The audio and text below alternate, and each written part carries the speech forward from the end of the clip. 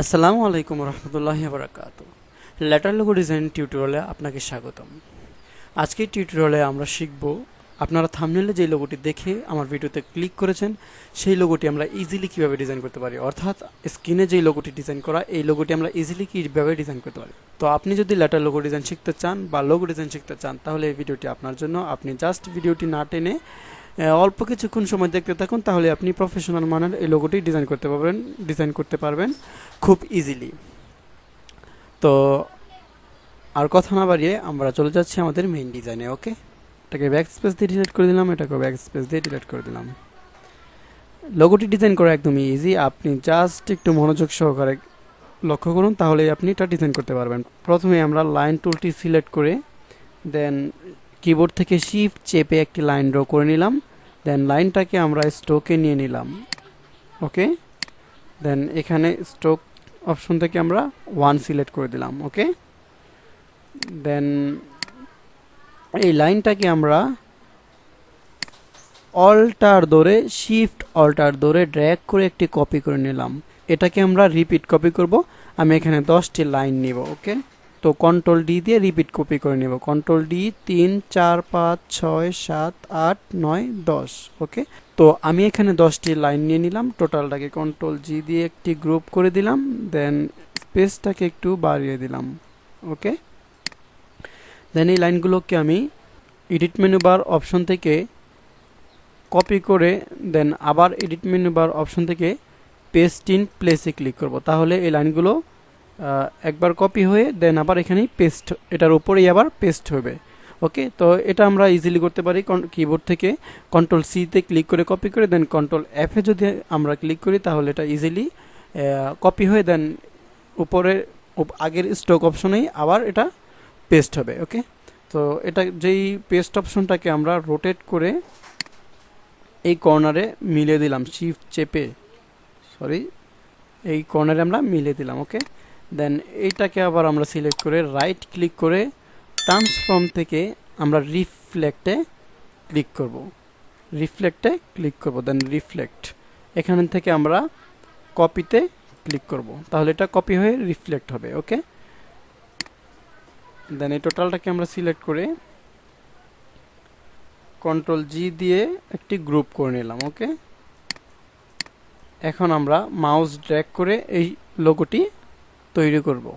তো আমি এটা সিলেক্ট করে এখান থেকে আমরা শেপ বিল্ডার টুলটি সিলেক্ট করে দেন স্ট্রোক অপশনটাকে ফিলে কনভার্ট করে দেন মাউস ড্র্যাগ করে আমরা শেপগুলোকে ক্রিয়েট করব। ওকে, এখান থেকে আমি মাউস ড্র্যাগ করে অ্যাটাচ করে দিচ্ছি, একটু জুম করে নিতে পারি আমরা।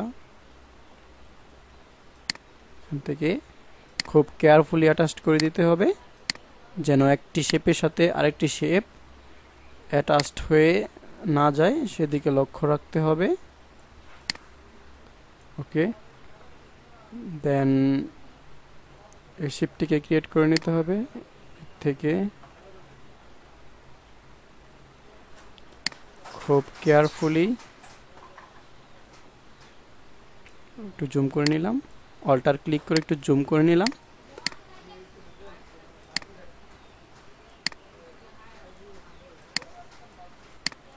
ওকে, দেন মিডলের শেপটিকে ড্র্যাগ করে তৈরি করে নিলাম।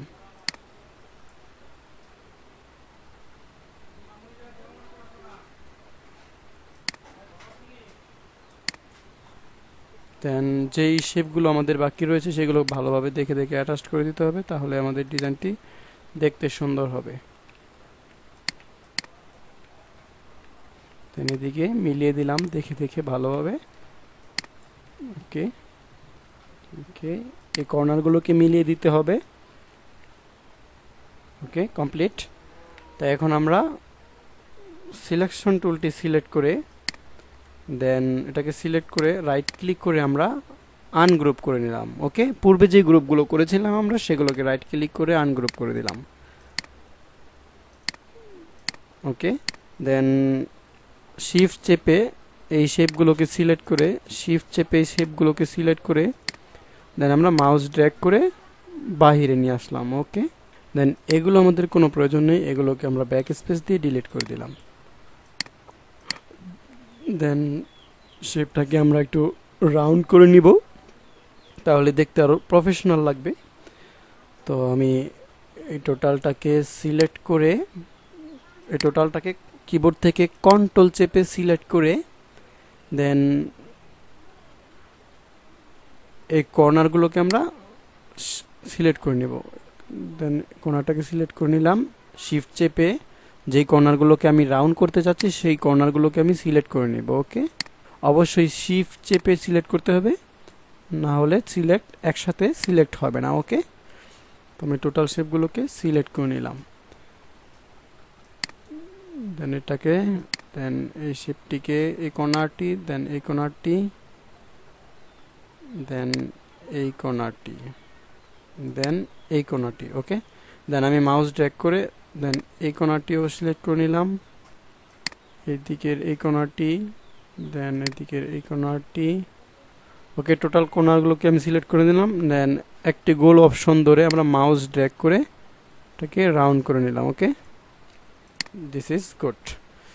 দেন আমরা এই মিডলেরটাকেও একটু কর্নার ধরে একটু রাউন্ড করে নিতে পারি, একটু রাউন্ড করে নিলাম। ওকে, এখানে আমরা যে কোনো একটি কোম্পানি নেম ইউজ করতে পারি। এখানে স্টকটাকে আমি নান করে দিলাম। দেন এটার নিচে আমরা একটি নাম ইউজ করতে পারি। এখান থেকে টাইপ টুলটি সিলেক্ট করে শপিফাই। ওকে, তো শপিফাই আমি এখানে একটি নাম দিয়ে দিলাম।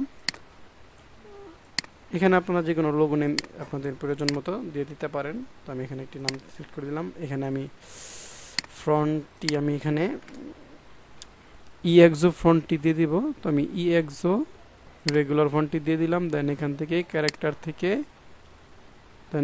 ক্যারেক্টার অপশন থেকে আমরা অল ক্যাপস করে দেব, তাহলে টোটাল ফন্টটি বড় হাতের অক্ষরে পরিণত হবে। অল ক্যাপস করে দিলাম। ওকে, দেন আমরা এই ফন্টটাকে আরেকটু ছোট করে নিচে আমরা ইউজ করতে পারি। এখান থেকে রেগুলার থেকে আমরা এটা মিডিয়াম সিলেক্ট করে দিলাম। ওকে, দেন টোটালটাকে অ্যালাইন করে দিলাম। দেন আমরা কন্ট্রোল জি দিয়ে গ্রুপ করে দিলাম। ওকে, ওকে, তো এই হচ্ছে আমাদের লোগোটি ক্রিয়েট হয়ে গেছে। আমরা এখানে চাইলে কালার দিতে পারি। রাইট ক্লিক করে আনগ্রুপ করে নিলাম। এটাকে আমরা কালার দিতে পারি। এখান থেকে আইড্রপার টুলটি সিলেক্ট করে দেন এই কালারটি পিক করে দিলাম। আবার আইড্রপার টুলটি সিলেক্ট করে দেন এই শেপটিকে সিলেক্ট করে আমরা এখান থেকে এই কালারটি রেড কালারটি পিক করে দিলাম। ওকে, দেন এটাকে সিলেক্ট করে এখান থেকে কালারটি পিক করে দিলাম। ওকে, দিস ইজ গুড। টোটালটাকে সিলেক্ট করে কন্ট্রোল জি দিয়ে একটি গ্রুপ করে দিলাম। আর নেমটাকে সিলেক্ট করে আমরা এই কালারটি দিয়ে দিলাম, কন্ট্রোল জেড, এখান থেকে কালারটি দিয়ে দিলাম। ওকে, দেন টোটালটাকে কন্ট্রোল জি দিয়ে একটি গ্রুপ করে দিলাম। দেন এই লোগোটিকে যদি আমরা মকআপে প্লেস করতে চাই তাহলে ফটোশপটি ওপেন করতে হবে। দেন এখান থেকে একটি মকআপ আমাদের সিলেক্ট করে নিতে হবে। তো আমি ফাইল থেকে একটি মকআপ ওপেন করব, তো ওপেনে ক্লিক করলাম। দেন আমার মকআপ ফাইলটি যেখানে রয়েছে সেখান থেকে মকআপ ফাইলটি খুঁজে নিয়ে আসতে হবে। তো আমি মকআপ ফাইলটি যেখানে রেখেছিলাম যে মিডিয়া থেকে মাই ডিজাইন,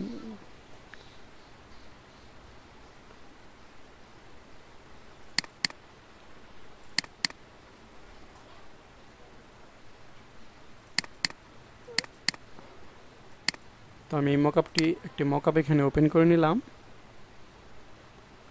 দেন এখানে আমরা লোগোটি প্লেস করব। তো আমি মকআপ ফাইলটি ডাবল ক্লিক করে ওপেন করে নিলাম। দেন এটাকে ব্যাক স্পেস দিয়ে ডিলিট করে দিলাম।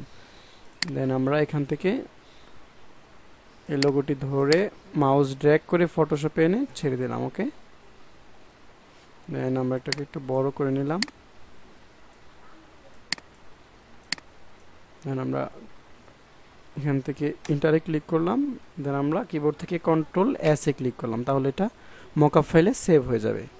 দেন এটা মকআপ ফাইলে সেভ হয়ে গেছে। এখন যদি আমরা মকআপ ফাইলে ক্লিক করি তাহলে আমাদের লোগোটা দেখতে পাবো। ওকে, এই যে এটা হচ্ছে আমাদের লোগোটি। দেন এটাকে যদি আমরা সেভ করতে চাই তাহলে ফাইল থেকে এক্সপোর্টে ক্লিক করে দেন এক্সপোর্ট এস এ ক্লিক করে দেন এখান থেকে যে ফাইল টাইপ জেপিজি বা পিএনজি সিলেক্ট করে দেন এখানে আমরা ফাইলটা কোন জায়গায় সেভ করতে চাচ্ছি সেটা আমাদেরকে সেই ফাইলটা লোকেশনটা দেখিয়ে দিতে হবে। দেন এখান থেকে আমরা ডেস্কটপে সেভ করতে চাচ্ছি, দেন সেভে ক্লিক করলাম, তাহলে আমাদের ফাইলটা সেভ হয়ে যাবে। দেন ফটোশপটিকে আমি কেটে দিলাম, নো। দেন এটাকে মিনিমাইজ করে দিলাম। এখন ফাইলটাকে আমরা ওপেন করলাম, লোগোটিকে। এই হচ্ছে আমাদের লোগোটি। তো ভিউয়ার্স, এই হচ্ছে আমাদের লোগো ডিজাইন। ভিডিওটি কেমন লেগেছে অবশ্যই কমেন্ট করে জানিয়ে দেবেন, আর ভালো লাগলে একটি লাইক করে দেবেন। আর প্রফেশনাল লোগো ডিজাইন বা গ্রাফিক ডিজাইন শিখতে আমাদের চ্যানেলটি সাবস্ক্রাইব করে আমাদের সাথে থাকবেন। তো আজকের টিউটোরিয়াল এই পর্যন্তই। পরবর্তী টিউটোরিয়াল পর্যন্ত সুস্থ থাকবেন, ভালো থাকবেন। তো আজকের মতো বিদায় নিচ্ছি। খোদা হাফেজ।